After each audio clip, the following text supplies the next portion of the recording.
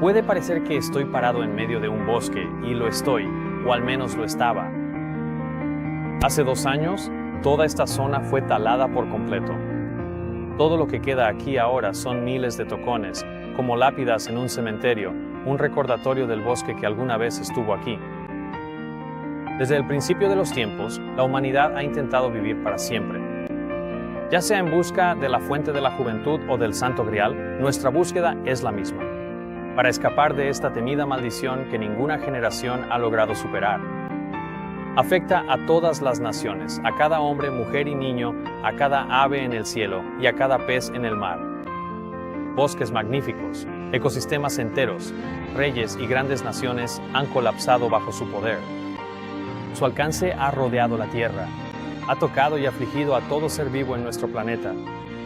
Esta temida maldición se resume en una sola palabra que cae sobre nuestros oídos como las garras de la muerte.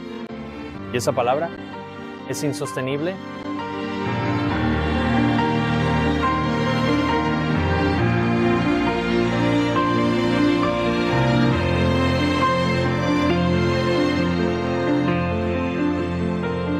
La sostenibilidad se define como un sistema que mantiene su propia viabilidad utilizando técnicas que permiten su reutilización continua. En resumen, es un adjetivo que se usa para describir un sistema que puede operar perpetuamente. Aquí, en el siglo XXI, lograr la sostenibilidad es la principal ambición de las mentes más brillantes del mundo. Como una nube negra y tormentosa en el horizonte, los resultados inevitables de las prácticas insostenibles anuncian su inminente ruina hasta el día de hoy. Hombres y mujeres de negocios, analistas y artistas, taxistas y buzos, agricultores y filósofos, científicos y estudiantes de todos los ámbitos de la vida, ahora miran hacia el futuro, incapaces de apartar la vista del sombrío panorama que nuestro mundo insostenible tiene para ofrecer. Las consecuencias inevitables de un mundo insostenible se han convertido en la inspiración para películas, libros, televisión e incluso políticas y leyes nacionales e internacionales. De hecho, el Programa de las Naciones Unidas para el Medio Ambiente afirmó que el mundo sigue en una senda insostenible, a pesar de cientos de metas y objetivos acordados internacionalmente. El informe evaluó el estado de nuestra capa de ozono, la contaminación del aire, la pérdida de biodiversidad de nuestro planeta, las poblaciones de peces, la disminución de la calidad y cantidad del agua, los eventos climáticos extremos, la deforestación y el aumento de los desechos, entre otros problemas. El estudio, que duró 3 años y fue realizado por más de 600 expertos en todo el mundo, sostiene que si la humanidad no cambia urgentemente su comportamiento, podrían superarse varios umbrales críticos, lo que provocaría cambios abruptos y generalmente irreversibles en las funciones de soporte vital del planeta. En otras palabras, si no cambiamos algo pronto, todos vamos a morir. Entonces, ¿qué es lo que debe cambiar? Si más de 500 metas y objetivos acordados internacionalmente y los mayores expertos del mundo no pueden crear un mundo sostenible, ¿quién puede hacerlo? Al final de este video podrás responder de manera definitiva a esa pregunta y realmente comprenderás cuál es la única cosa sostenible. Incluso te daré una pista. La única cosa sostenible es muy simple. Sin embargo, es absolutamente imposible que la humanidad la logre. Y aún así sucederá. ¿Suena enigmático? Quédate conmigo y verás por ti mismo por qué esto es cierto.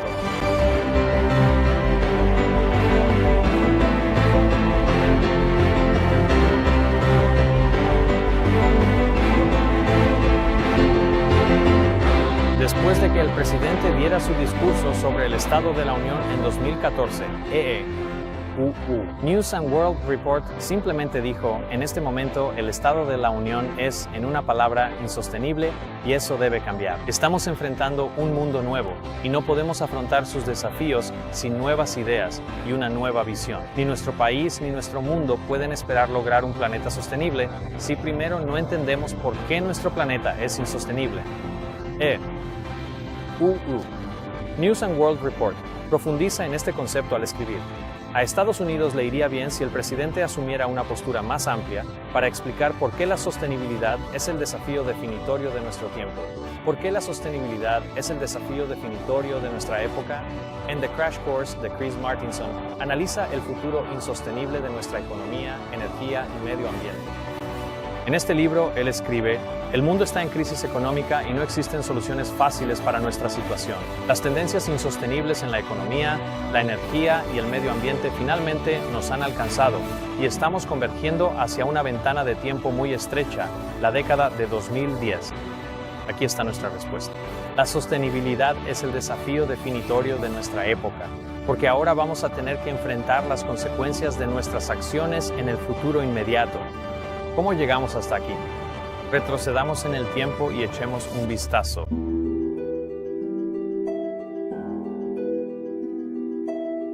En 1913, el dólar estadounidense era un pagaré. Un dólar representaba una cantidad fija de oro o plata en el Tesoro de Estados Unidos. Por ejemplo, $20 equivalían a 20 en oro. En 1971, el presidente Nixon abandonó el patrón oro en el país. Han ordenado al secretario Connolly que suspenda temporalmente la convertibilidad del dólar en oro u otros activos de reserva. Se imprimieron más dólares y, por lo tanto, el valor del dólar disminuyó. Hoy, el valor estimado del dólar es de aproximadamente 4,1 centavos. Además, cada dólar impreso por la Reserva Federal y prestado al gobierno de Estados Unidos viene acompañado de una deuda, lo que hace que pagar ese préstamo sea matemáticamente imposible. Así que nosotros, en nuestros modos insostenibles, simplemente sacamos un préstamo más grande. Hoy, la deuda que debe Estados Unidos supera los 18 billones de dólares. Y si eso es demasiada deuda, simplemente elevamos el techo de la deuda para evitar un, entre comillas, terrible accidente llamado colapso económico. Hace 200 años, la mayoría de las familias estadounidenses cultivaban su propia comida en extensos pastizales verdes. Las frutas y verduras se cultivaban con agua pura y luz solar. Hoy en día se cultivan con químicos, muchos de ellos. Antes, los agricultores tenían un cuidado especial para proteger los alimentos. Hoy en día tienen cuidado de protegerse a sí mismos de los químicos que están rociando sobre tu comida. El uso de químicos se ha vuelto tan prolífico que, según informó Science Daily, el uso de fertilizantes y pesticidas en la destrucción de hábitats también ha causado un importante evento de extinción. El uso de químicos ha destruido nuestro suelo y, una vez más, se agregan más químicos para mantener el crecimiento de las plantas, llegando incluso a inventar plantas genéticamente modificadas que pueden sobrevivir a los químicos con los que se las rocía. Estos químicos no son buenos para el suelo, la planta, las personas ni el medio ambiente. Solo son buenos para una cosa: las ganancias. La cría de ganado también ha cambiado. Los animales se mantienen en interiores, sin sol, aire limpio ni agua. En lugar de pastar en pasto verde, se les alimenta con granos genéticamente modificados en espacios confinados, a veces sin siquiera poder darse la vuelta. Como resultado directo de la mala alimentación y las malas condiciones de vida, los animales se enferman. Esto se resuelve inyectando a los animales más químicos, varias vacunas, antibióticos y medicamentos. Se utilizan para mantener vivos a estos animales discapacitados, enfermos y moribundos hasta el momento del sacrificio, para que puedas comerlos. Inevitablemente las personas se enferman y la solución es la misma: toma antibióticos, medicamentos y vacunas. En lugar de buscar la causa del problema, nuestros expertos médicos nos dicen que también necesitamos añadir más químicos a nuestro cuerpo para mantenernos vivos, lo que nos lleva a otro problema insostenible que aqueja a nuestra nación: la atención médica.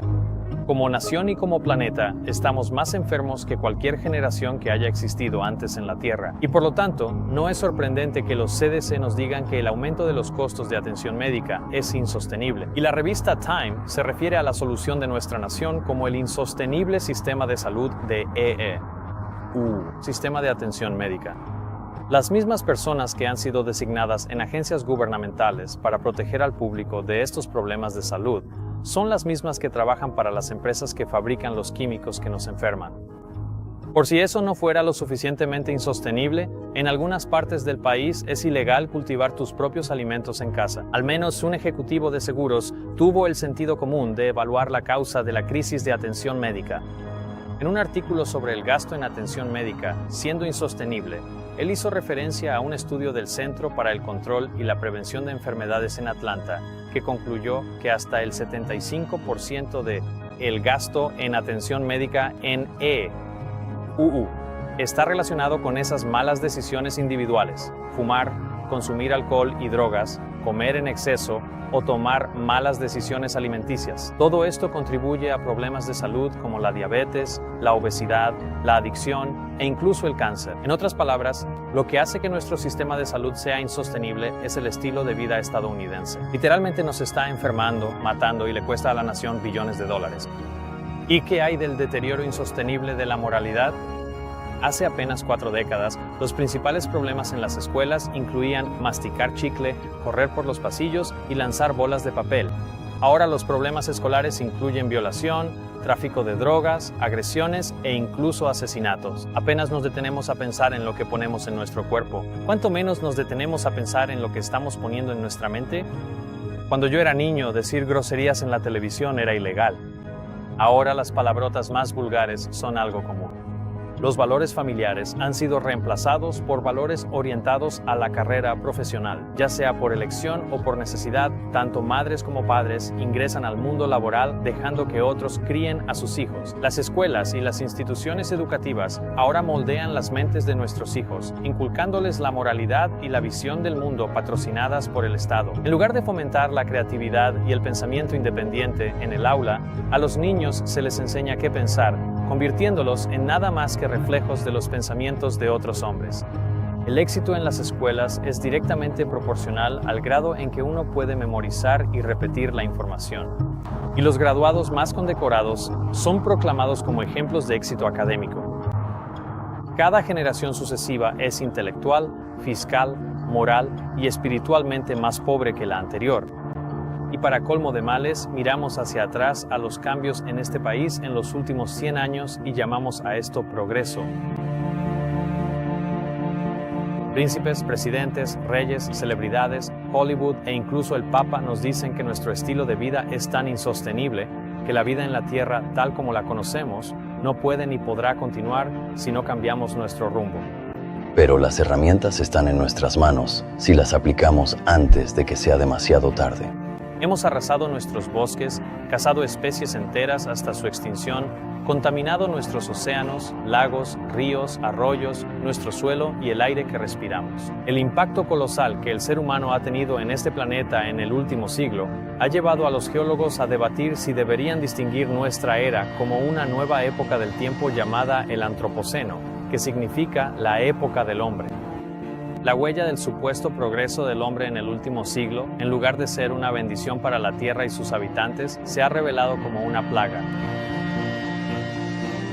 Esta idea se refuerza constantemente en las películas, donde se enseña a las personas que el problema del mundo actual son ellas mismas. Todos los mamíferos de este planeta desarrollan instintivamente un equilibrio natural con el entorno que los rodea, pero ustedes, los humanos, no lo hacen.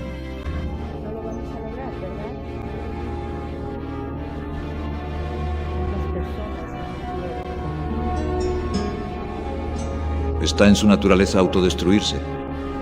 ¿Quién lo diría? Los niveles crecientes de toxicidad han hecho que la vida sea insostenible en la Tierra. ¿Insostenible? ¿Qué? Se multiplican y multiplican hasta que todos los recursos naturales se consumen. Hemos agotado nuestros recursos naturales. La única manera en que pueden sobrevivir es expandiéndose a otra zona. En una era de expansión, nuestra raza se extendió por las estrellas, buscando nuevos mundos en los que establecerse. Hay otro organismo en este planeta que sigue el mismo patrón. ¿Sabes qué es? Un virus. Sin duda, lo más insostenible del planeta es el ser humano. Pero ¿qué es lo que nos hace insostenibles? Los efectos de nuestros métodos insostenibles se manifiestan de 1000 maneras, pero todos provienen de un defecto común. Lo que quiero hacer ahora es analizar detenidamente el motivo común que es la causa de todos estos problemas. Porque solo investigando la causa podemos entender la solución y saber de una vez por todas qué es realmente lo único sostenible.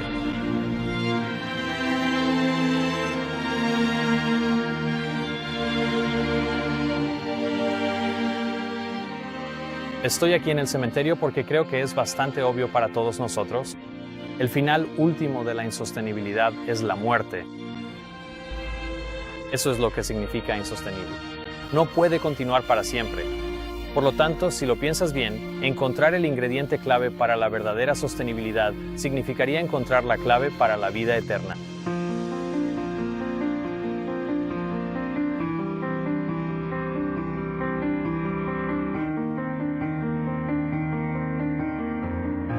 Así que, por mucho que todos hablemos de querer ser sostenibles, ¿es siquiera posible? Todo se reduce a descubrir qué es lo que hace posible la sostenibilidad. Y vamos a descubrir cuál es el ingrediente clave. ¿Estás listo? Un sistema sostenible. Esto es lo que queremos. Aún más, esto es lo que necesitamos. La verdadera pregunta entonces es, ¿qué se necesita para tener un sistema sostenible?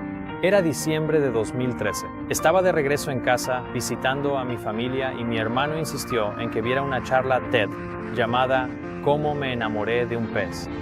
No estaba muy interesado, pero antes de darme cuenta, el video ya había comenzado. La presentación fue dada por un chef llamado Dan Barber, a quien le pidieron abordar el problema de la disminución de peces disponibles para los restaurantes. ¿Cómo podemos mantener el pescado en nuestros menús? Durante los últimos 50 años hemos estado pescando en los mares como si taláramos bosques. Es difícil exagerar la magnitud de la destrucción. El agotamiento de los recursos pesqueros llevó a la industria a usar piscifactorías que tampoco son sostenibles. Las piscifactorías contaminan y son ineficientes. Toma atún. Tiene una relación de conversión alimenticia de 15:1. Eso significa que se necesitan 15 libras de pescado salvaje para obtener 1 libra de atún de criadero. No es muy sostenible. Más adelante en el video le presentan una piscifactoría sostenible en España llamada Veda La Palma. Es una piscifactoría de 27,000 acres. Tienen lubina, mújol, camarones, anguilas y más. Su sistema ecológico es tan rico y saludable que no hay alimento para los peces. Comen lo que normalmente comerían en la naturaleza. La piscifactoría sostenible también es un santuario de aves, hogar de más de 600,000 aves de más de 250 especies diferentes. Curiosamente, la salud de este sistema se demuestra a través de la salud de las aves. Esta piscifactoría sostenible está ubicada al final del río Guadalquivir. En este río se encuentran todos los químicos normales, contaminantes, pesticidas, escorrentía y otros contaminantes que uno esperaría encontrar en la mayoría de los ríos. Pero cuando el agua sale de la piscifactoría y desemboca en el Atlántico, es agua purificada. Así que esta piscifactoría sostenible no alimenta a sus peces, mide la salud del sistema de peces a través de la salud de sus depredadores y además es un santuario de aves y un sistema de purificación de agua. Entonces, ¿cuál es el ingrediente clave que hace que este sea un sistema sostenible? Dan Barber estaba hablando con el jefe de biólogos de la granja, llamado Miguel, y esto fue lo que dijo. Aquí está señalando a un raro helanio común. Ahora está mencionando las necesidades minerales del fitoplancton. Y aquí ve un patrón de agrupamiento que le recuerda a la jirafa tanzana. Le pregunté cómo se convirtió en un experto en peces. Él dijo, ¿peces? ¿No sabía nada sobre peces? Soy un experto en relaciones.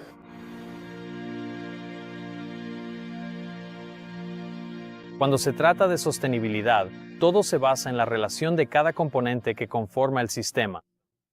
Esto también lo vemos en la definición de sostenibilidad de la Agencia de Protección Ambiental.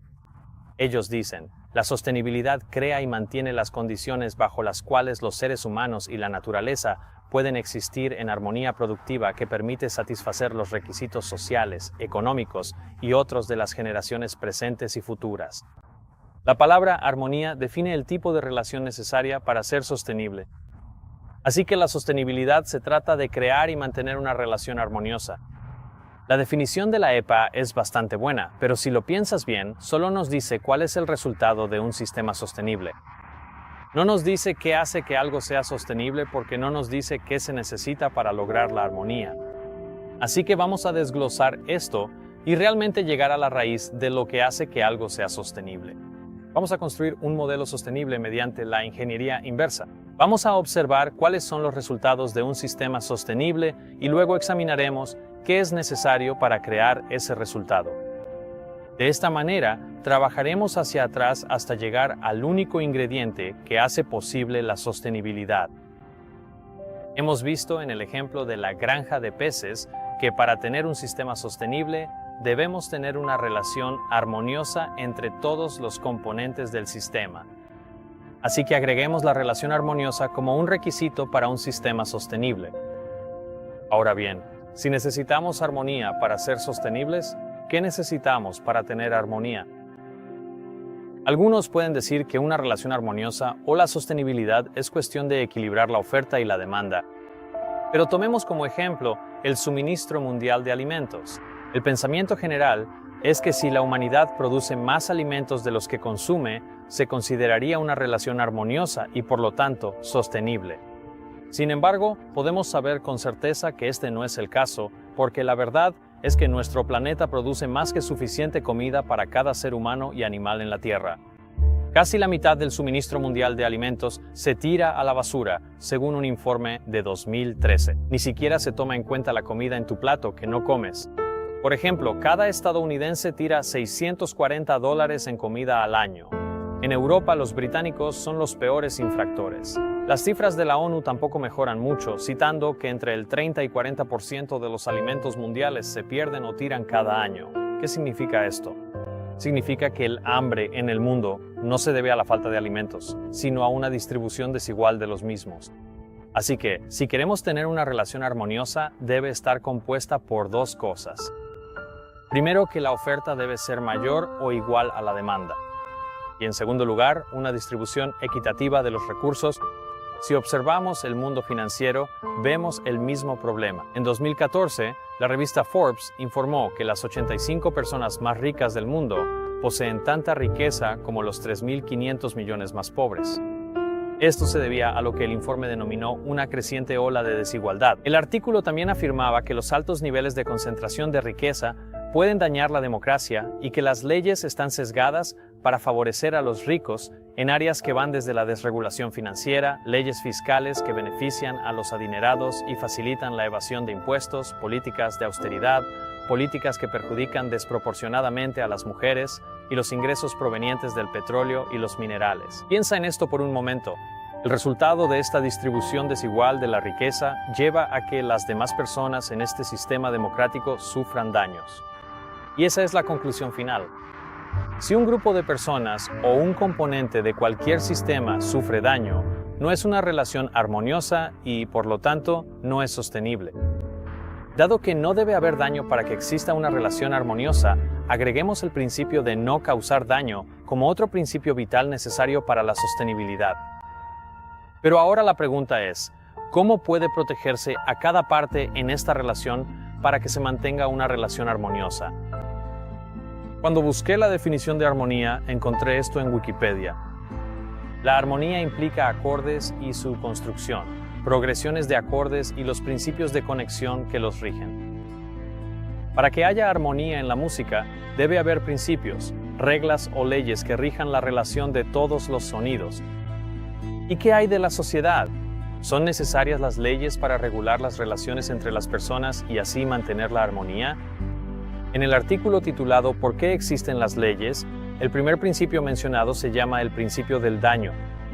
Leemos que las leyes creadas bajo el principio del daño están escritas para proteger a las personas de ser dañadas por otros. Así que eso es bastante simple. La razón por la que tenemos leyes es para regular las relaciones entre las personas y que nadie salga lastimado. Dado que la ley es un componente necesario para asegurar que no haya daño, agreguemos leyes a nuestro modelo de sostenibilidad. Y ahora que tenemos leyes para proteger a las personas de ser dañadas por otros, todos disfrutarán de una relación armoniosa y tendremos un sistema sostenible, ¿verdad? Incorrecto.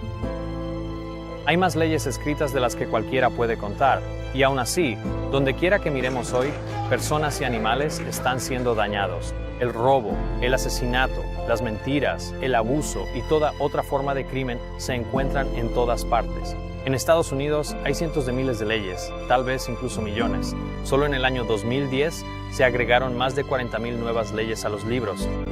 ¿Cuántas leyes más necesitamos antes de que las personas dejen de hacerse daño entre sí? La respuesta obvia es que esa respuesta queda negada por el hecho ineludible de que las leyes no funcionan. En el mejor de los casos, son un elemento disuasorio. Aquí está la razón por la que las leyes no funcionan. Somos una raza de seres con libre albedrío, lo que significa que todos tenemos la capacidad de hacer lo que queramos. El libre albedrío es algo grandioso, pero plantea algunos problemas muy reales, principalmente lograr que todos actúen dentro de los límites de las leyes para que nadie salga lastimado. Y es aquí donde la capacidad de la humanidad para garantizar la sostenibilidad realmente comienza a desmoronarse, porque asegurar que las acciones de cada ser en la Tierra obedezcan la ley va a ser imposible. No es imposible porque no haya suficientes leyes o incluso suficiente aplicación de la ley. Es imposible por la propia naturaleza del hecho de que el hombre tiene libre albedrío. Sin importar los desafíos evidentes que esto plantea, para tener una sociedad donde no haya daño, deben existir leyes que definan qué es el daño y qué no lo es. Incluso si esas leyes son imparciales y perfectas, la efectividad de esas leyes para proteger a las personas del daño depende enteramente de que las acciones de cada persona estén en conformidad con esas leyes. Así que agreguemos las acciones a nuestra lista como un requisito previo para que esas leyes funcionen. Si queremos saber cómo lograr una sostenibilidad genuina, necesitamos seguir indagando. Así que sigamos explorando esto más a fondo, comenzando por hacernos la siguiente pregunta lógica. ¿Por qué las personas actúan en violación de la ley? Cuando un hombre es sorprendido robando algo de una tienda, hay una consecuencia por su acción y es enviado a la cárcel. Entonces, ¿por qué no funcionó la ley? ¿Hubo algún fallo en la legislación?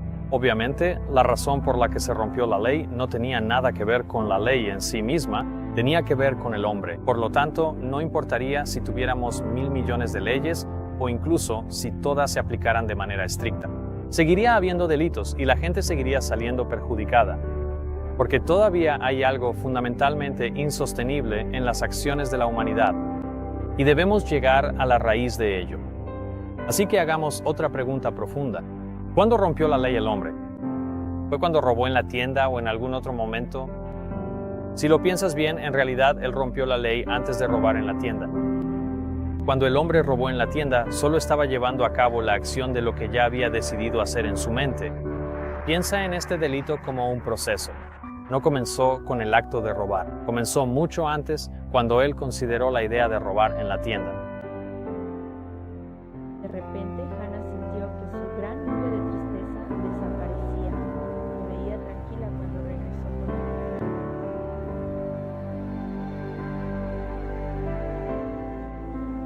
carretera. La vieja bestia estaba segura de que ella había bebido.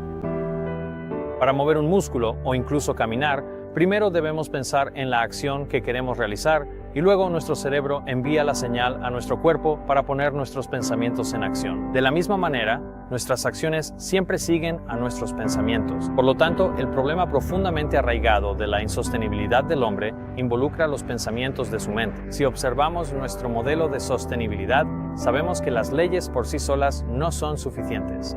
La verdadera sostenibilidad requiere que nuestras acciones estén en armonía con la ley, y para que nuestras acciones estén en armonía con la ley, esto involucra nuestros pensamientos. Así que agreguemos los pensamientos a nuestro modelo. Ahora podrías estar pensando, puedo pensar en hacer algo que infringiría la ley y dañaría a otra persona, pero eso no significa necesariamente que lo vaya a hacer. Y eso es cierto. Pero si no lo hubieras pensado en primer lugar, no habría ninguna posibilidad de que lo llevaras a cabo.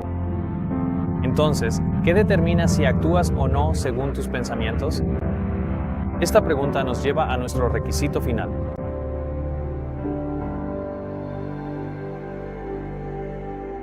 ¿Qué tal esta pregunta? ¿De dónde provienen nuestros pensamientos? ¿Qué es lo que moldea o inspira nuestros pensamientos? Alguien podría decir que nuestros pensamientos están inspirados por estímulos externos o circunstancias. Por ejemplo, tal vez nuestro ladrón perdió su trabajo, así que robó la tienda para ayudar a alimentar a su familia. Sin embargo, otro hombre en la misma situación podría elegir no robar la tienda. Entonces, ¿por qué?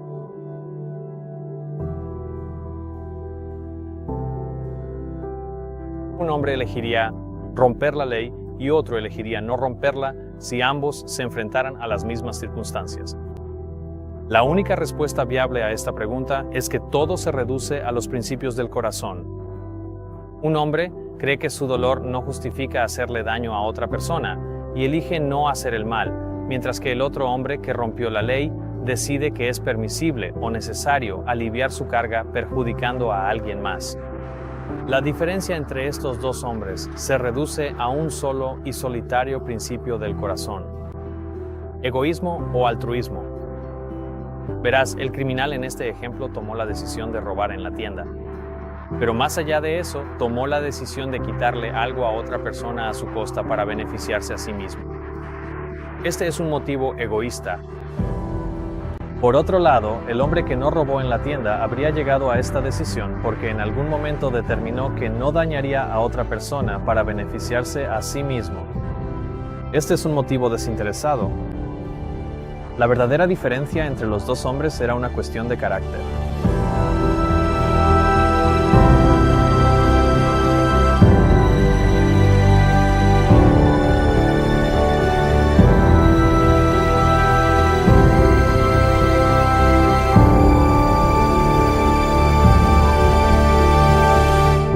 El carácter no es simplemente una cuestión de filosofía o religión. También es en gran medida una cuestión de ciencia. Verás, la evolución se basa en el principio del egoísmo. El término supervivencia del más apto es una frase que se originó en la teoría evolutiva de Darwin como una forma de describir el mecanismo de la selección natural.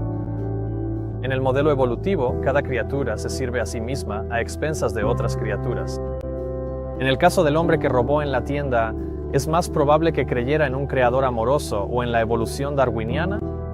La moral de la supervivencia del más apto le enseña que está bien ser egoísta si es necesario para su supervivencia. Ahora bien, cuando tienes a toda una nación que cree, promueve y protege la evolución por ley, ¿es de extrañar que haya un aumento proporcional en la frecuencia del egoísmo y el crimen en ese mismo país?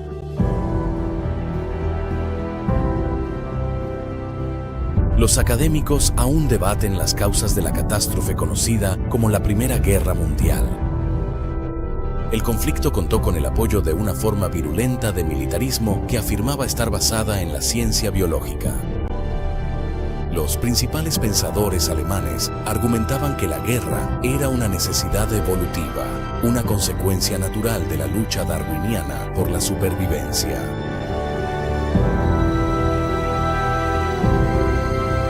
La aprobación legal para la entrada de los equipos alemanes demostró a muchos que los juegos realmente iban a ser utilizados como propaganda.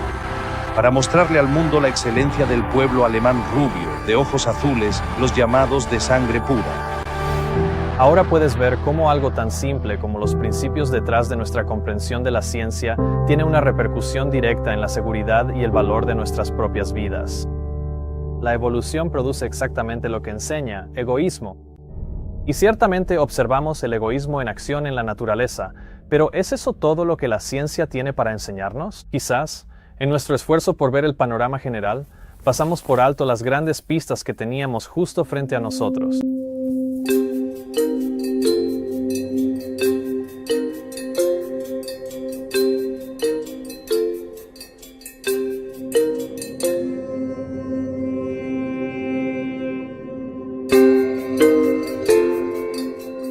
La evolución del altruismo. Desinterés y hormigas, eso sí que es una declaración polémica. Los principales biólogos están enfrentados entre sí por una peculiaridad de la evolución. Aparte del hecho de que las hormigas son desinteresadas mientras los científicos pelean entre ellos, el descubrimiento de una criatura altruista tiene importantes repercusiones para la ciencia, porque el hallazgo de un ser desinteresado pone en jaque el paradigma. El artículo afirma que el propio Darwin señaló a las hormigas como el mayor desafío para su teoría, y el emblema de la evolución, Richard Dawkins, incluso escribió un libro sobre este tema titulado El gen egoísta. A pesar de esta peculiaridad en la evolución, los científicos inevitablemente la encajarán dentro de un modelo evolutivo. La única conclusión es que la idea de que la ciencia es una búsqueda desinteresada de la verdad, donde solo cuenta el argumento racional, es un mito. Como cualquier esfuerzo humano, está influenciado por modas, creencias y a veces incluso por la turba enfurecida. ¿Qué tal este artículo de Science Bus? El sacrificio supremo. Cada noche, algunas hormigas se sacrifican desinteresadamente por el bien de la colonia. El artículo afirma que los científicos han observado un comportamiento en hormigas de Brasil, donde un pequeño grupo de hormigas se sacrifica cada noche por el bien de la colonia, cubriendo la entrada de la colonia desde el exterior. A menudo, las hormigas que quedan afuera no sobreviven la noche, ya que están expuestas a bajas temperaturas, viento, depredadores y otras condiciones, y así se sacrifican para que las que están dentro de la colonia estén a salvo. ¿O qué tal este artículo de Scientific American? Altruismo infeccioso. Cómo una colonia de hormigas se convierte en un sistema inmunológico social. Dice que se observó a las hormigas lamiendo a sus compañeras para eliminar las esporas de hongos antes de que los patógenos broten y crezcan.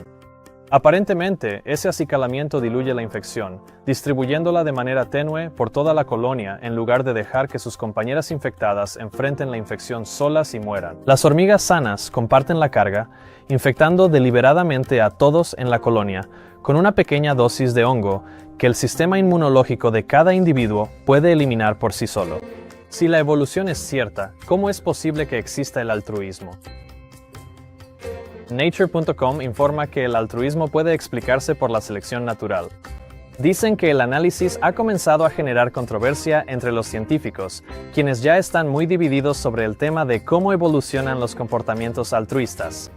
En otras palabras, los científicos están de acuerdo en que la selección natural puede explicar el altruismo, pero ninguno de ellos coincide en cómo lo hace. Los científicos observan el altruismo, pero no pueden explicarlo. Otro artículo plantea, ¿ha terminado la supervivencia del más apto? Los científicos demuestran que la generosidad, y no el egoísmo, es la única forma en que la civilización moderna puede sobrevivir. En otras palabras, están descubriendo que el altruismo es sostenible. ¿Cómo descubrieron esto? A través de una demostración. ¿Cómo se demuestra la sostenibilidad del altruismo? Sí, fue a través de las hormigas. El artículo dice que durante mucho tiempo se pensó que los humanos evolucionaron velando por sí mismos y tomando decisiones egoístas. Sin embargo, parece que esta teoría de la evolución podría haber dado un giro, ya que los científicos descubren que ser generosos y trabajar en equipo es ahora la única forma en que podemos sobrevivir. Los científicos concluyen diciendo, nuestro artículo muestra que ninguna estrategia egoísta tendrá éxito en la evolución, dijo Plotkin. Las únicas estrategias que son evolutivamente robustas son las generosas.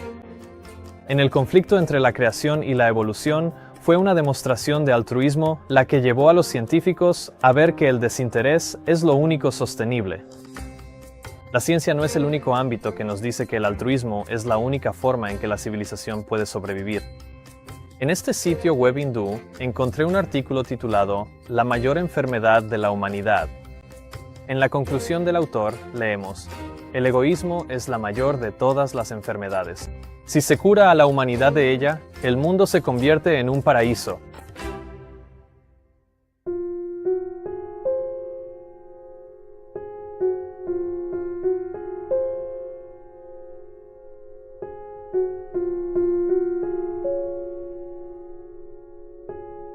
Este es Burke, Idaho, uno de los últimos pueblos mineros en sucumbir al mundo moderno.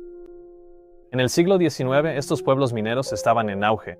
La posibilidad de encontrar grandes cantidades de plata, zinc o incluso oro atrajo a miles de personas a estos lugares remotos, todos con la esperanza de hacerse ricos. Pero ¿cuántos de ellos crees que vinieron aquí para ser una bendición para los demás que ya estaban aquí? De los miles que acudieron a estos pueblos mineros, ¿cuántos crees que vinieron para satisfacer las necesidades de su prójimo? ¿Para apoyarse mutuamente y edificar a las personas en vez de construir edificios? Probablemente no muchos. Y hoy, Burke es un pueblo fantasma, un sombrío recordatorio de que todas nuestras búsquedas egoístas en la vida también llegarán a su fin. Y entonces, ¿de qué habrá valido todo? Las personas que construyeron este pueblo también han perecido junto con sus sueños y aspiraciones. Pueblos como este deberían hacernos detenernos y reflexionar realmente sobre el propósito de la vida. ¿Se trata la vida solo de sobrevivir y trabajar para hacerse rico? ¿Cuántos millones hoy en día siguen buscando riqueza y prosperidad en las minas del mundo moderno? Mira el legado que han dejado atrás esas búsquedas. Desinterés. ¿Podría ser este realmente el ingrediente clave necesario para una verdadera sostenibilidad? Pongámoslo a prueba. Para nuestros propósitos aquí en este video, apliquemos un motivo desinteresado a algunos de los ejemplos insostenibles mencionados anteriormente. ¿Recuerdas el artículo de la revista Forbes? Aquel que decía que 85 de las personas más ricas poseen tanta riqueza como la mitad de la población mundial. Bueno, ¿y si esas 85 personas fueran realmente individuos desinteresados? ¿Cómo se vería entonces la distribución de la riqueza? De hecho, ¿y si los 7.000 millones de personas en la Tierra fueran completamente desinteresados? La economía mundial podría funcionar un poco más como los primeros discípulos en la Biblia, donde se escribió: «Tu abundancia puede suplir la necesidad de ellos, para que la abundancia de ellos también supla tu necesidad, para que haya igualdad». Como está escrito, el que recogió mucho, nada le sobró, y al que recogió poco, no le faltó. Si todos siguiéramos este consejo, algunos tendrían más y otros menos, pero todos tendrían exactamente lo que necesitan. Imagínate eso. No habría personas pobres, ni personas sin hogar, ni nadie que careciera de comida, ropa o educación. Ahora, veamos otro ejemplo. ¿Recuerdas el artículo que mostraba que entre el 30 y el 50% del suministro mundial de alimentos se desperdicia? Si todos en la Tierra fueran desinteresados, ¿cuán diferente sería esa estadística?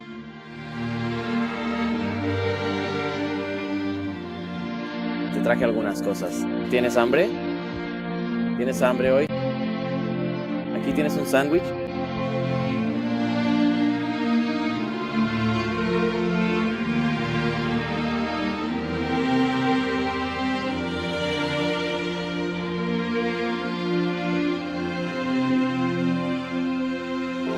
Aquí tienes también, hay otro par de calcetines aquí.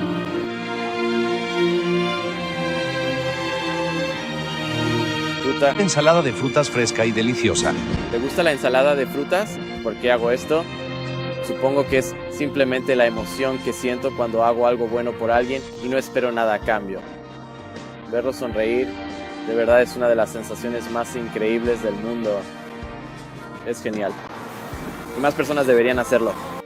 Si aunque sea una persona estuviera sin comida, habría 6.999.999.999 personas, todos dispuestos a dar de lo que tienen para asegurarse de que ninguna otra persona esté sin la comida que necesita. Mira este video que ilustra este punto.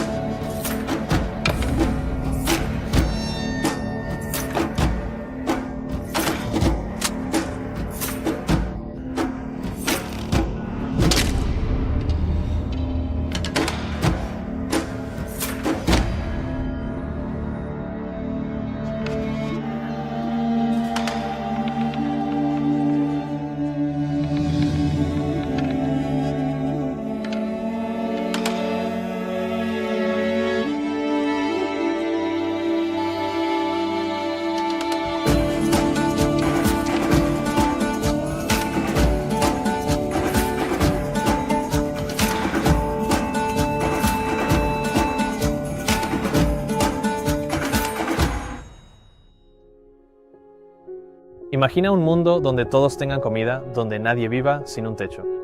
Imagina un mundo donde nadie robe algo que no le pertenece. No necesitarías cerraduras en tu casa, ni en tu auto, ni en nada. Imagina un mundo donde nadie mienta ni engañe y nadie le quite la vida a ningún otro ser vivo.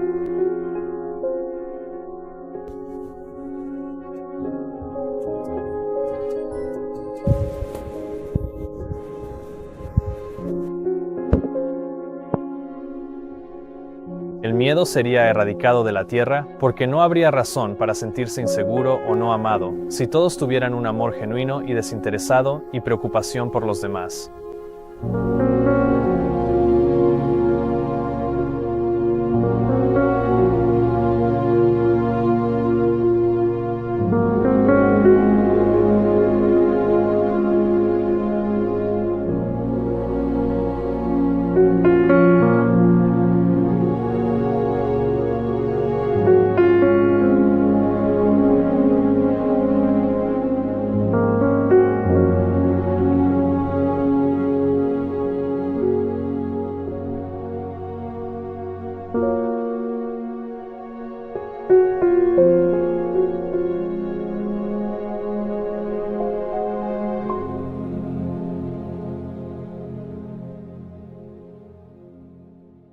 Parece que la verdadera sostenibilidad, por lo tanto, depende de que cada ser humano tenga y mantenga un corazón desinteresado. Por lo tanto, agreguemos el corazón desinteresado a nuestro modelo. Si comenzamos con un corazón amoroso y desinteresado como nuestro motivo, veamos qué sucede si construimos sobre esta base. Sabemos que nuestro corazón influye en nuestros pensamientos, así que un corazón desinteresado producirá pensamientos desinteresados. Sabemos que nuestras acciones siguen a nuestros pensamientos, así que si tenemos un corazón desinteresado que produce pensamientos desinteresados, esos pensamientos desinteresados, a su vez, producirán acciones desinteresadas. Y estas acciones desinteresadas estarán en armonía con la ley, lo que resultará en que no se cause daño a nadie ni a nada, lo que significa que tendremos una relación armoniosa y por fin tendremos un sistema sostenible. Por este simple proceso lógico, hemos descubierto que un amor desinteresado por los demás es el principio fundamental necesario para una sostenibilidad genuina.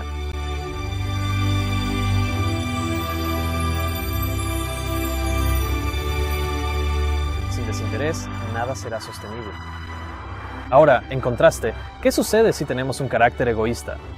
Esto resultará en pensamientos egoístas y luego seguirán acciones egoístas. Y como son egoístas, no prestan atención a las leyes, cuando al romperlas pueden beneficiarse a sí mismos, incluso si eso significa que otros saldrán perjudicados. No hay armonía, solo una distribución desigual de la comida, la riqueza y los recursos, tal como ocurre en nuestro mundo actualmente. Puede parecer que el individuo egoísta prospera, pero en última instancia, el resultado final del egoísmo, porque es insostenible, es la muerte. Y como dice el proverbio, hay camino que al hombre le parece derecho, pero su fin es camino de muerte. El proceso del egoísmo funciona como el cáncer. En este artículo, el cáncer es llamado la célula egoísta. El artículo afirma que la mayoría del tiempo las células del cuerpo trabajan juntas en armonía, cada una contribuyendo al bien común. Las células sanas del cuerpo trabajan juntas en armonía, lo que significa que tienen una relación sostenible. ¿Por qué? Porque contribuyen al bien común. En otras palabras, incluso a nivel celular, nuestro cuerpo está diseñado para funcionar según principios desinteresados. Pero esto no es cierto en el caso del cáncer. Las células cancerosas que se dividen y colonizan el cuerpo son una excepción a esta regla. Prosperan a expensas de otras células, pero también sellan su propio destino al terminar matando al huésped. Cuando se dice que el cáncer prospera a expensas de otras células, esto significa que otras células son dañadas o destruidas para que el cáncer pueda vivir. El cáncer entonces actúa según principios egoístas. ¿Y cuál es el resultado final del egoísmo? En última instancia, siempre conduce a la muerte, incluso matando al huésped. ¿Es posible que los humanos que viven en este planeta sean como células cancerosas egoístas, cada uno esforzándose por prosperar incluso a costa de los demás? ¿Y que el resultado final de nuestro egoísmo incluso llevará a la destrucción de este planeta que nos alberga? Pero ahí radica el problema. Desde la cuna hasta la tumba, el egoísmo gobierna la conducta de nuestro carácter. Determina todo lo que hacemos, desde lo que comemos hasta a dónde vamos, determina cómo gastamos nuestro dinero y cómo lo ganamos. Claro, podemos tener momentos de actos desinteresados y son hermosos, como cuando un hombre pone un abrigo sobre los hombros de un niño que tiembla de frío en las calles de Nueva York, o cuando comparte $100 que acaba de recibir con otro desconocido sin hogar, incluso lobos haciéndose amigos de osos, o un hombre haciéndose amigo de leones, cocodrilos o gatitos, cuando el desinterés brilla fugazmente en la humanidad, o incluso a través del reino animal, ilumina nuestro mundo oscuro con una belleza penetrante, como las estrellas sobre el terciopelo negro del cielo nocturno. Imagina si cada ser vivo en la Tierra estuviera impregnado de un carácter de total desinterés. Sería el paraíso en la Tierra. Sin embargo, nuestro mundo tal como lo conocemos hoy está muy lejos de la perfección. Está plagado de dolor, tristeza y conflictos, porque en lo más profundo, el egoísmo es nuestra naturaleza. Entonces, ¿cómo rompemos el ciclo del egoísmo? ¿Es siquiera posible? ¿O estamos condenados a autodestruirnos como vemos en las películas? ¿Podemos cambiar nuestra propia naturaleza? ¿Puede la ciencia hacernos desinteresados? puede la religión? Existen programas de 11 pasos, guías para ser desinteresado, videos instructivos y charlas TED, pero no me refiero solo a actuar de manera desinteresada. La sostenibilidad al 100% requiere un cambio completo de nuestra naturaleza desde adentro hacia afuera. Así que vayamos a la raíz de nuestro problema de insostenibilidad, investigando qué se necesita realmente para que un ser humano sea desinteresado.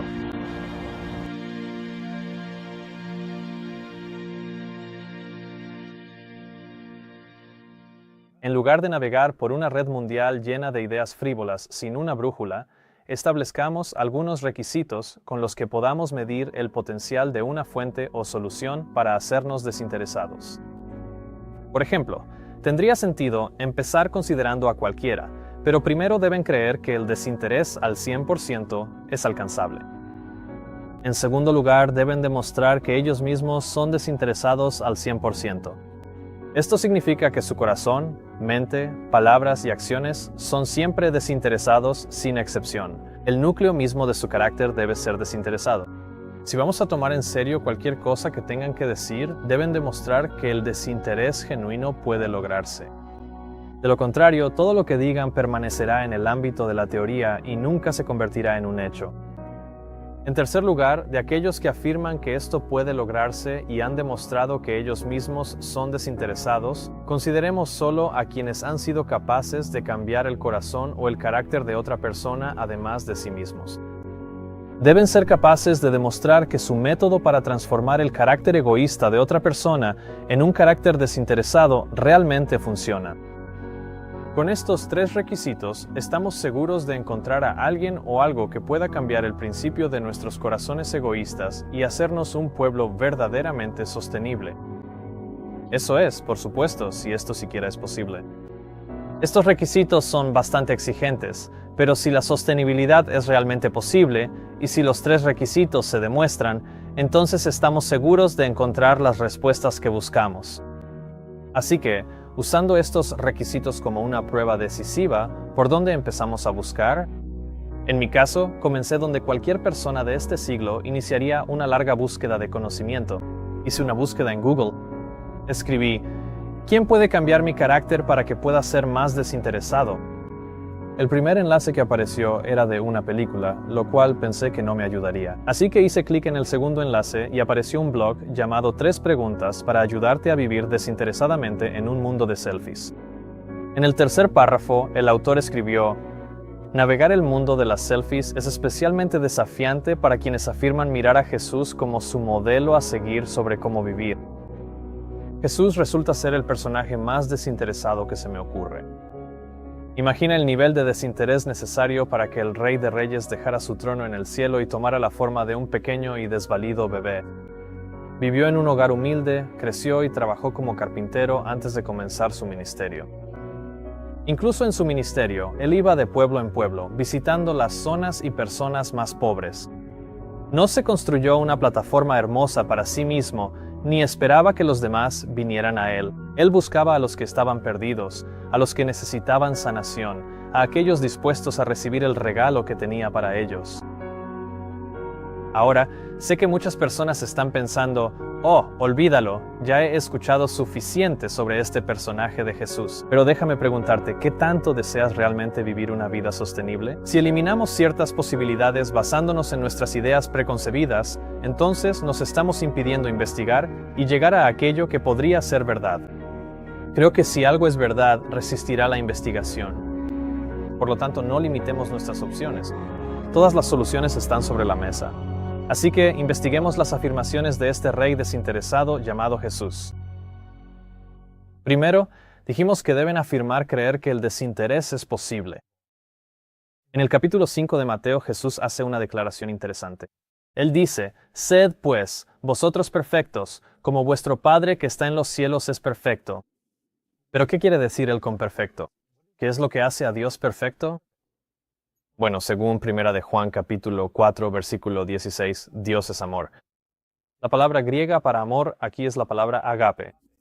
Con respecto a la palabra agape, Wikipedia compartió esta declaración, diciendo que C.S.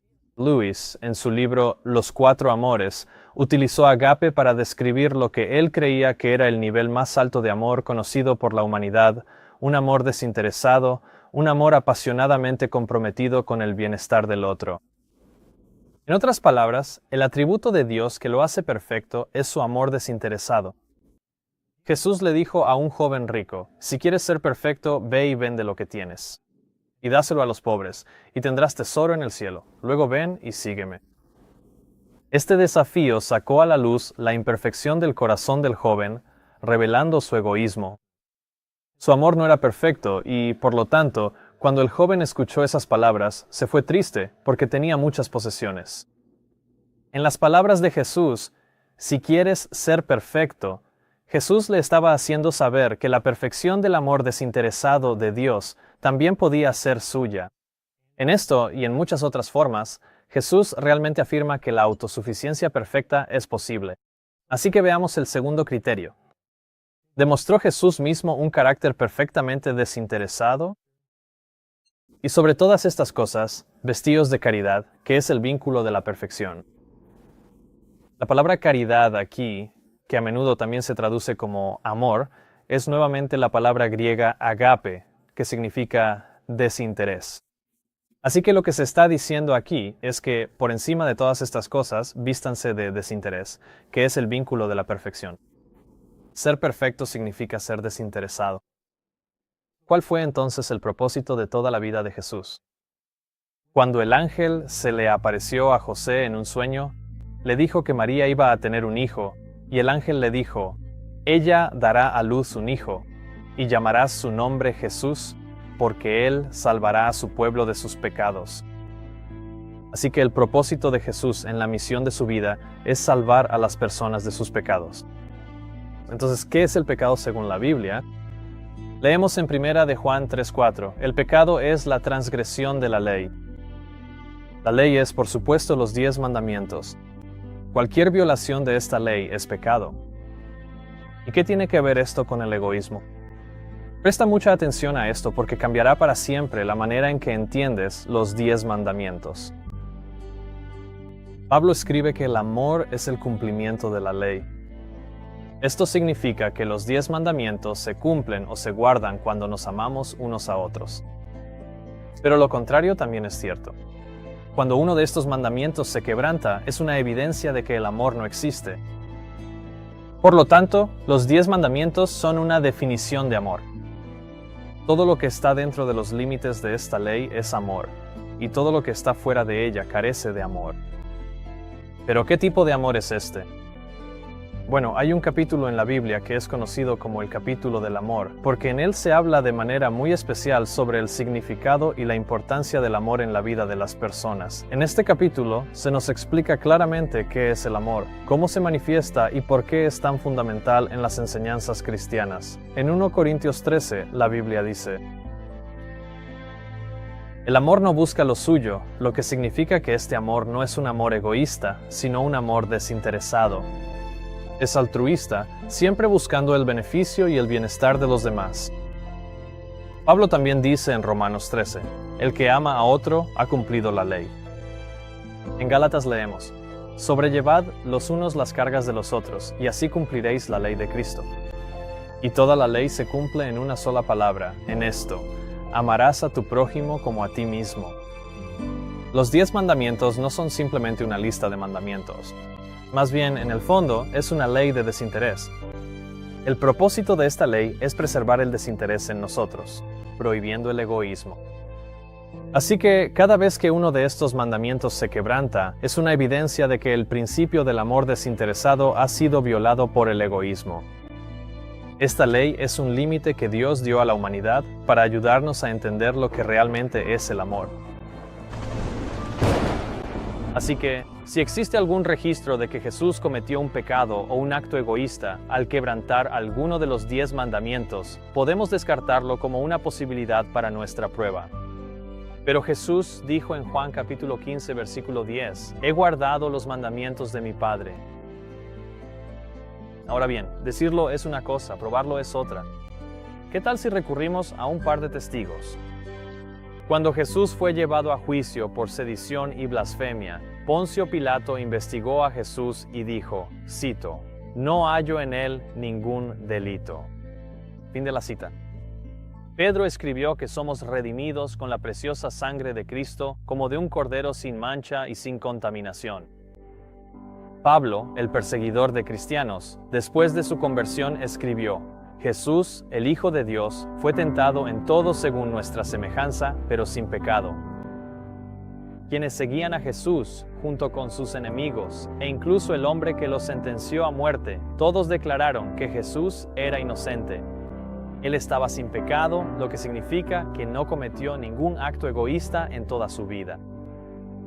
Lo que Jesús dijo era cierto, he guardado los mandamientos de mi Padre y permanezco en su amor. Jesús sí demostró un carácter perfectamente desinteresado. Ni una sola vez habló, actuó, pensó o incluso comió por razones egoístas. Desde su nacimiento en un pesebre hasta su muerte en la cruz, en ningún momento su vida fue corrompida por la más mínima mancha de egoísmo.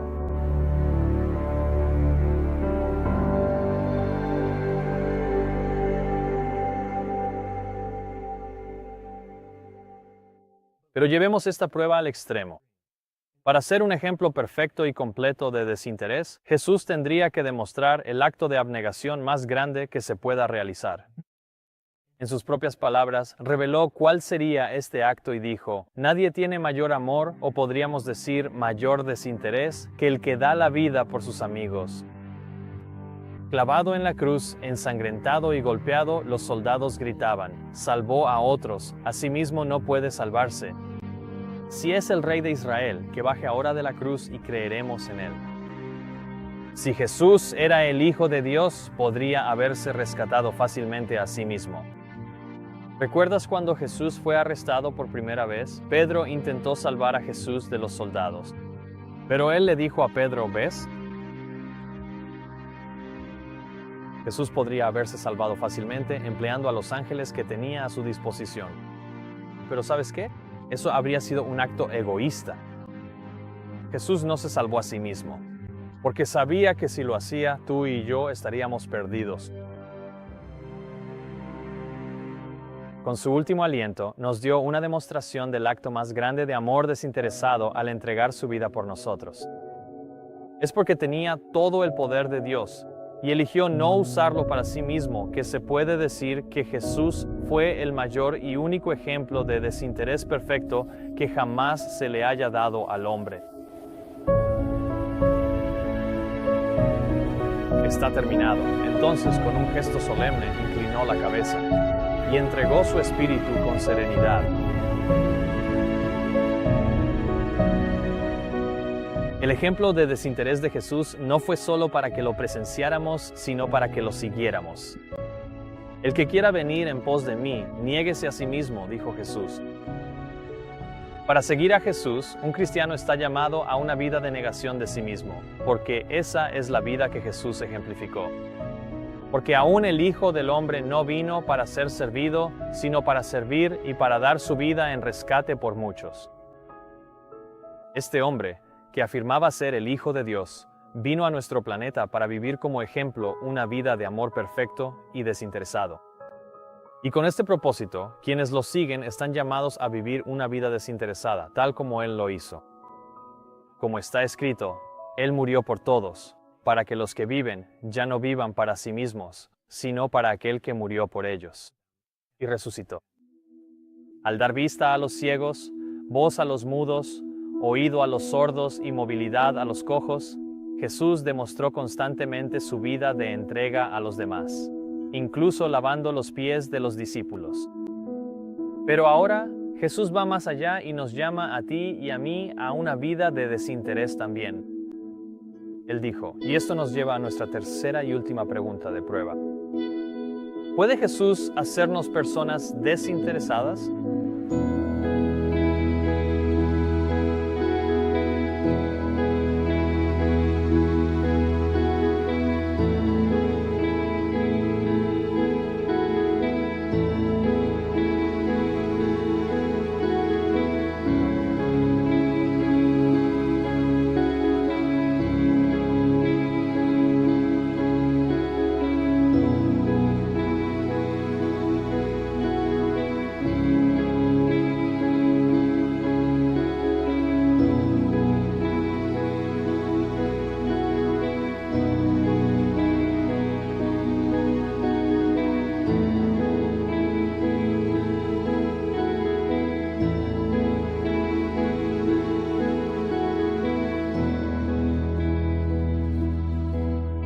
Mi vida fue transformada hace 11 años. Vivía y trabajaba en la industria cinematográfica persiguiendo mis propias ambiciones egoístas.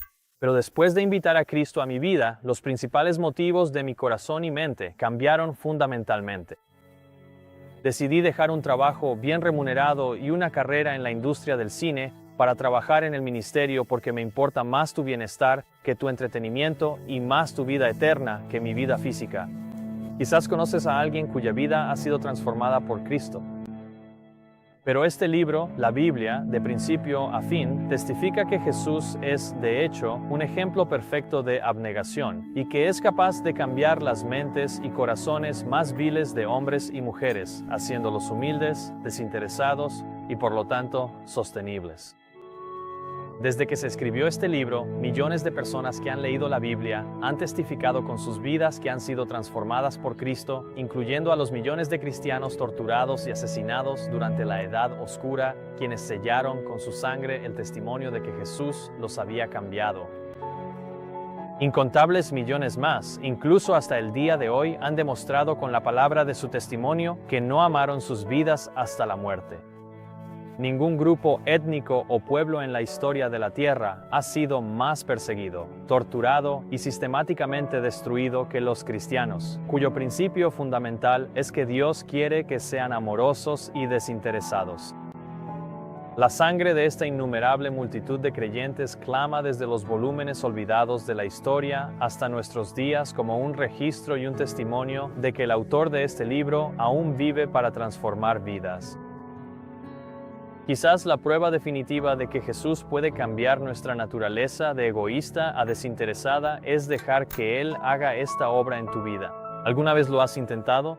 David escribió: «Gustad y ved que el Señor es bueno. Bienaventurado el hombre que confía en Él». En otras palabras, no hay mayor evidencia de que Jesús puede cambiar nuestras vidas que la experiencia de primera mano. Dios dice: «Me buscaréis y me hallaréis, porque me buscaréis de todo vuestro corazón. Y seré hallado por vosotros», dice el Señor. Dios no es como un hombre. Él no tiene nada que demostrar. No le interesa revelarse a los escépticos para demostrarles que están equivocados. Por el contrario, anhela revelarse a quienes lo necesitan y lo desean. La Biblia declara: «El Señor está cerca de los quebrantados de corazón y salva a los contritos de espíritu». Sé que cuando estaba en un momento bajo de mi vida, cuando realmente lo quería y lo necesitaba, le pedí que entrara en mi vida, y así lo hizo. Y desde entonces, nunca he vuelto a ser el mismo.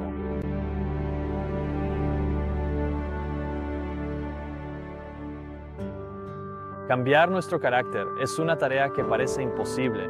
No puedo cambiar mi carácter más de lo que puedo alterar el curso de este río entre las colinas. Pero Dios dice que el corazón del rey está en la mano del Señor como los ríos de agua. Él lo dirige hacia donde quiere. Entonces, ¿cómo es que Dios puede hacer esto? ¿Cómo es capaz de hacernos desinteresados? En Hebreos capítulo 8, Dios dice: «Porque este es el pacto que haré con la casa de Israel después de aquellos días, dice el Señor. Pondré mis leyes en su mente y las escribiré en sus corazones».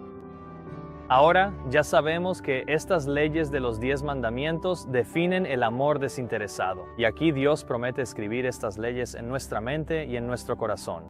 Esta es su promesa de cambiar lo más profundo de lo que nos hace insostenibles, nuestro corazón y nuestra mente.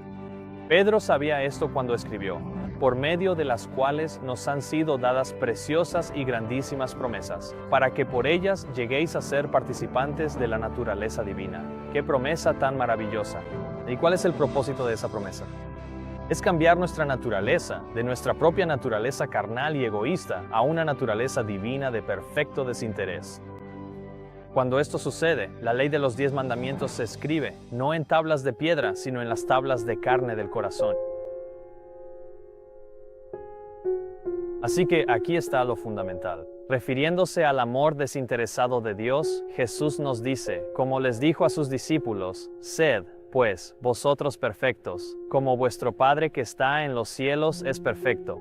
Cumpliendo con nuestro primer criterio, Jesús creía que el desinterés al 100% es alcanzable. Y además, también demostró que Él mismo era 100% desinteresado en corazón, mente, palabras y hechos. fiel a sus palabras, fue desinteresado hasta la muerte, negándose a cometer un solo acto egoísta, incluso para salvar su propia vida. Por lo tanto, Jesús cumple nuestro segundo criterio al demostrar una vida de perfecto desinterés. Y finalmente, la Biblia está llena de testimonios y eventos donde aquellos que entregaron sus vidas a Jesús fueron transformados radicalmente de un carácter de orgullo, ambiciones egoístas y autopreservación a un carácter de humildad y amor desinteresado, con un espíritu de autosacrificio, siempre poniendo las necesidades y vidas de los demás antes que las propias. Pero no necesitamos la Biblia para saber que este cambio es posible, ni siquiera la innumerable cantidad de libros cristianos que existen. Pablo dijo: «Vosotros sois nuestra epístola, escrita en nuestros corazones, conocida y leída por todos los hombres. Porque es evidente que sois carta de Cristo, expedida por nosotros, escrita no con tinta, sino con el Espíritu del Dios viviente, no en tablas de piedra, sino en tablas de carne, en los corazones». No se necesita tinta ni papel para demostrar que Jesús puede cambiarte, porque podrás ver el cambio en ejemplos vivos de aquellos que realmente se han entregado en manos de Cristo y ministran como Él ministró.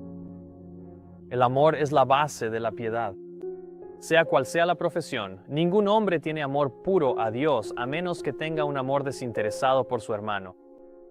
Pero nunca podremos poseer este espíritu solo intentando amar a los demás. Lo que se necesita es el amor de Cristo en el corazón. Cuando el yo se funde en Cristo, el amor brota espontáneamente. La plenitud del carácter cristiano se alcanza cuando el impulso de ayudar y bendecir a otros surge constantemente desde el interior, cuando la luz del cielo llena el corazón y se revela en el rostro.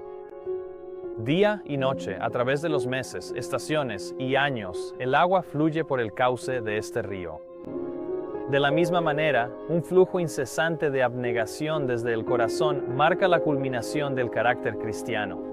Y si Cristo es el único con el poder de cambiar nuestro carácter, entonces el cristianismo genuino es el único camino para lograr la sostenibilidad perfecta.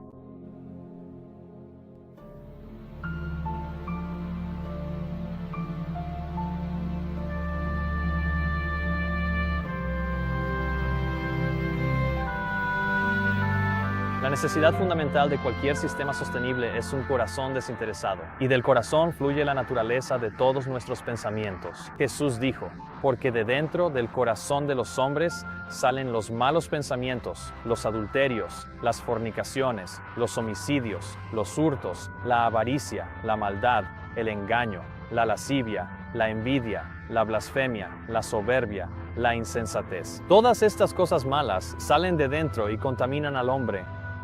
Por lo tanto, un corazón egoísta producirá pensamientos egoístas. Y cuando Eva se acercó al árbol del conocimiento del bien y del mal, la Biblia dice que Eva vio que el árbol era bueno para comer, que era agradable a los ojos y un árbol deseable para alcanzar sabiduría. Tomó de su fruto y comió. Primero vino el deseo. Pensó en comer el fruto, y sus acciones siguieron a sus pensamientos. Porque después de desear el fruto, tomó de él y comió. Este único acto egoísta fue un acto de rebelión contra la ley del amor desinteresado, y le siguió una cantidad incalculable de daño, incluida la muerte. Porque sin sostenibilidad, la muerte es una inevitabilidad ineludible. La Biblia dice acerca de Jesús: «En él estaba la vida, y la vida era la luz de los hombres». La humanidad vivía en una relación armoniosa con Dios, quien es la fuente de la vida. Pero el pecado rompió esta relación armoniosa al separarnos de Dios.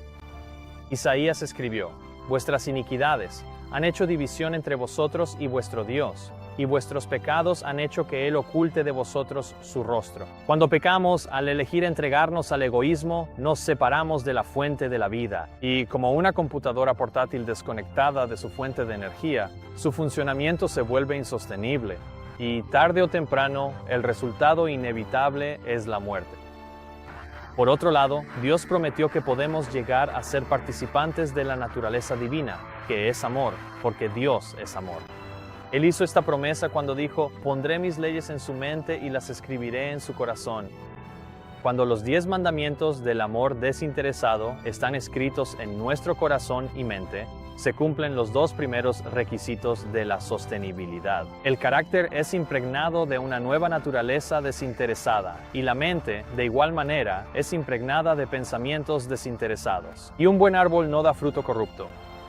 De un corazón y una mente desinteresados brotarán acciones altruistas en armonía con la ley de Dios. Lo hicieron todo, la entrada, el escalón, toda la acera hasta la cerca. Cada uno de los caminos había sido paleado. Quiero decir, no lo puedo creer. Los misteriosos que paleaban la nieve no buscaban reconocimiento. La única pista que dejaron fue en forma de un mensaje. No intentaron llevarse el crédito por ello. Esto es lo que dejaron en la puerta. Dice, te han servido. Pablo escribió, el amor no hace mal al prójimo, así que el cumplimiento de la ley es el amor. En este solo versículo se abordan los últimos 3 requisitos. Cuando se observa la ley, se preserva el amor. Y el resultado es que ningún mal o daño le sucederá a tu prójimo, y la mención de tu prójimo aborda el tema de la relación. Cuando se cumplen estos 6 requisitos, el resultado será una vida sostenible. Pero los 6 provienen de un solo principio de carácter en nuestro corazón. Por lo tanto, podemos sacar 2 conclusiones positivas de todo esto. Primero, un corazón desinteresado es el requisito fundamental para cualquier sistema sostenible.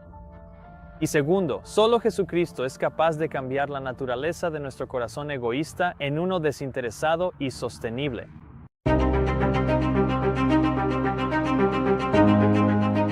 La verdadera sostenibilidad al 100% está más allá de la capacidad del ser humano para fabricarla. El ser humano puede, hasta cierto punto, persuadir a los ciudadanos para que obedezcan leyes que previenen el daño a otros. Pero incluso una obediencia forzada al 100% no sería suficiente para lograr la sostenibilidad. Esto se debe a que las leyes humanas solo pueden gobernar las acciones del hombre. Y dado que las acciones son la manifestación de los pensamientos del corazón, en última instancia es el corazón el que necesita ser gobernado. Dado que el hombre no puede ver los pensamientos ni las intenciones del corazón, el corazón no puede ser gobernado por el hombre, lo que hace que la sostenibilidad sea una completa imposibilidad si solo confiamos en el ser humano.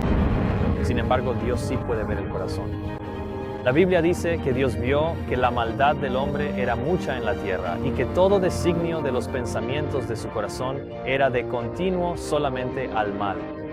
Dios es el único capaz de ver y gobernar el corazón, y la ley de Dios fue diseñada con este propósito. Y así nos dice, Hijo mío, no olvides mi ley, sino que tu corazón guarde mis mandamientos. Dios sabe que el desinterés es lo único verdaderamente sostenible. Y por eso el fundamento de su gobierno y de su trono está basado en esta ley. David escribió que el reino de Dios es sostenible porque está fundado en la observancia de su ley de amor desinteresado. No solo el reino de Dios no tiene fin, sino que también tenemos motivos para esperar que este mundo pueda volver a ser sostenible. Vemos esto incluso en las palabras que Jesús nos enseñó a orar. Venga tu reino, hágase tu voluntad en la tierra como en el cielo. ¿Cuál es la voluntad de Dios? Su voluntad es que todo ser creado disfrute de un mundo sostenible y sin daño cuando todos obedezcan de corazón la ley del amor desinteresado. Su voluntad es que los pensamientos, acciones y el corazón de cada ser sean como ondas de compasión desinteresada que se extienden por todo el universo y a través del tiempo. La voluntad de Dios es hacer de esta aspiración sostenible una realidad para la tierra y sus habitantes. Para los hombres esto es imposible, pero para Dios todo es posible. Él restaurará nuestro planeta entero de la maldición del egoísmo. Porque he aquí yo creo nuevos cielos y una nueva tierra. Y observa cómo en esta siguiente declaración Dios revela que todo en ella tendrá un carácter amoroso y desinteresado. Él dice que el lobo también morará con el cordero. Y el becerro, el león joven y el animal doméstico estarán juntos, y un niño pequeño los guiará. Él dice, no harán daño ni destruirán en todo mi monte santo, porque la tierra estará llena del conocimiento del Señor como las aguas cubren el mar.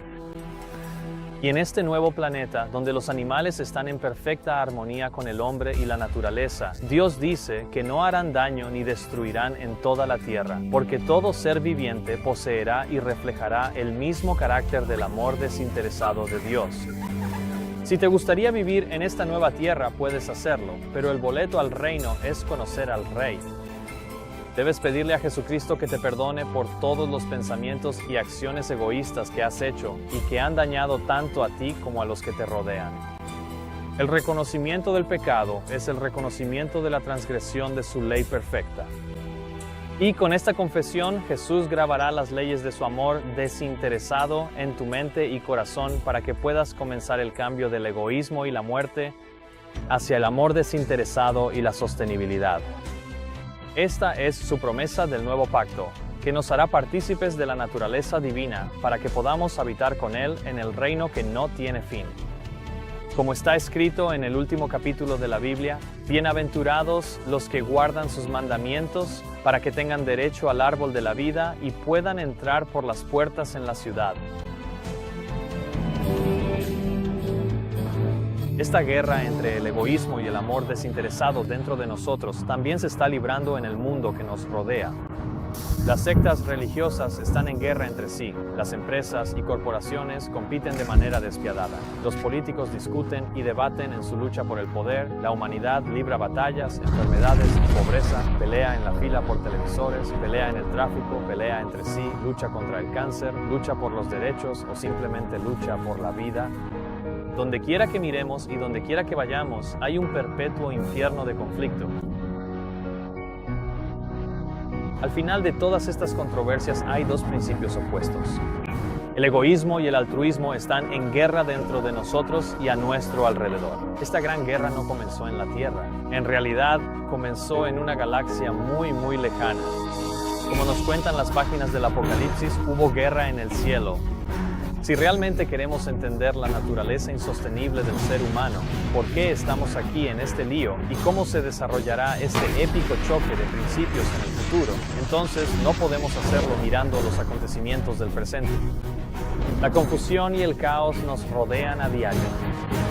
Si realmente queremos perspectiva y si de verdad queremos ver hacia dónde nos está llevando la trayectoria de nuestro curso egoísta e insostenible, entonces no podemos hacerlo solo mirando el mundo de hoy.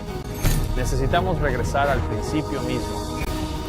Si examinamos cómo comenzó este conflicto y lo comparamos con dónde estamos hoy, entonces tendremos la perspectiva necesaria para entender hacia dónde vamos en el futuro. En la segunda parte de la serie Selfless, vamos a regresar al principio y veremos cómo comenzó esta guerra. Esta será una mirada a la historia como nunca la has conocido, porque es la historia de los principios que son la base misma del significado de la vida. En el resto de la serie Selfless, seguiremos los movimientos de esta guerra hasta el día de hoy e incluso miraremos hacia el futuro, hacia la crisis venidera que involucrará a todos los habitantes de la Tierra. El enfrentamiento final entre estos dos principios está a punto de producirse, así que volvamos al principio. Porque los secretos perdidos de la historia antigua tienen mucho que decirnos sobre la historia de nuestro futuro y la gran conclusión de esta guerra épica que se conoce como el Gran Conflicto. El debate sobre los refugiados musulmanes domina la escena. Gran parte de, en realidad, correos electrónicos que has borrado. Salve Satanás, salve Satanás. Muchísimas cosas sobre volar la Casa Blanca. Un controvertido oleoducto en Dakota del Norte. Vacunar a los niños a temprana edad con la vacuna contra el sarampión, las paperas y la rubeola. 530 servidores por hora. Cuando vienes a la iglesia, cuando le rindes culto, en realidad no lo haces por Dios. Lo haces por ti mismo. Porque eso es lo que hace Dios te bendiga.